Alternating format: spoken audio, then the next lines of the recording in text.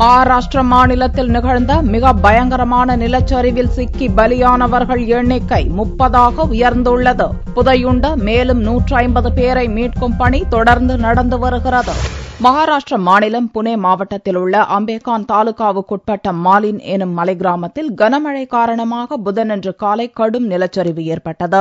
இதில் 45 வீடுகள் மண் மற்றும் பாறைகளில் புதைந்து போயின. இந்த பயங்கர நிலச்சரிவு குறித்து அறிந்ததும் தேசிய பேரிடர் மீட்புப் படையைச் சேர்ந்த சுமார் 1000 வீரர்கள் விரைந்து சென்று மீட்புப் பணியில் ஈடுபட்டனர். புதனன்று இரவு வரை 20 சடலங்கள் மீட்கப்பட்டன. வியாழனன்று மேலும் பல உடல்கள் மீட்கப்பட்டதை அடுத்து பலி எண்ணிக்கை 30ஆக உயர்ந்தது. இடிபாடுகளிலிருந்து உயிருடன் மீட்கப்பட்ட 8 பேர் அருகில் உள்ள மருத்துவமனைகளில் சேர்க்கப்பட்டுள்ளதாகவும் மண் கற்களால் நிரம்பிய மண்மேட்டில் புதைந்து போன வீடுகளில் மேலும் 150 பேர் சிக்கியிருக்கக்கூடும் என்றும் புனே துணை கலெக்டர் சுரேஷ் ஜாதவ் அச்சம் தெரிவித்தார். அவர்களை மீட்கும் பணியில் மீட்புப் படையினர் தீவிரமாக ஈடுபட்டுள்ளனர். ஆனாலும் தொடர் மழையாலும் நிலச்சரிவு ஏற்பட்ட பகுதி முழுக்க சேரும் சகதியுமாக இருப்பதாலும் மிகுந்த முன்னெச்சரிக்கையுடன் மீட்புப் படையினர் மண்மேட்டை அகற்றி வருகின்றனர். பல ஜேசிபிக்களும் லாரிகளும் மண்மேட்டை அகற்றும் பணியில் ஈடுபட்டுள்ளன.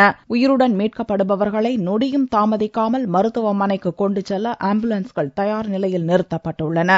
வியாழனன்று மத்திய உள்துறை அமைச்சர் ராஜ்நாத் சிங் சம்பவ இடத்துக்கு சென்று மீட்புப் பணிகளை பார்வையிட்டார். இறந்தவர்களின் குடும்பங்களுக்கு பிரதமர் நிவாரண நிதியிலிருந்து தலா 2 லட்சம் ரூபாய் வழங்குமாறு அறிவித்த ராஜ்நாத் சிங் மீட்புப் பணிக்கு மத்திய அரசு முழு உதவிகளை அளிக்கும் என்றும் கூறினார். 30 डेड बॉडी जो है निकाली जा चुकी है. प्रधानमंत्री जी ने प्रधानमंत्री राहत कोष से हर विक्टिम परिवार को 2 लाख रुपए की अतिरिक्त, जहां तक केंद्र सरकार के अतिरिक्त सहयोग की आवश्यकता होगी, इसके भी अतिरिक्त वह भी केंद्र सरकार उनके रिहेबिलिटेशन के लिए वह सहायता उपलब्ध कराएगी. புதனன்று மாநில முதல்வர் பிருத்விராஜ் சவான் புதன் இரவு வரை முன்னின்று மீட்புப் பணிகளை முடுக்கிவிட்டார்.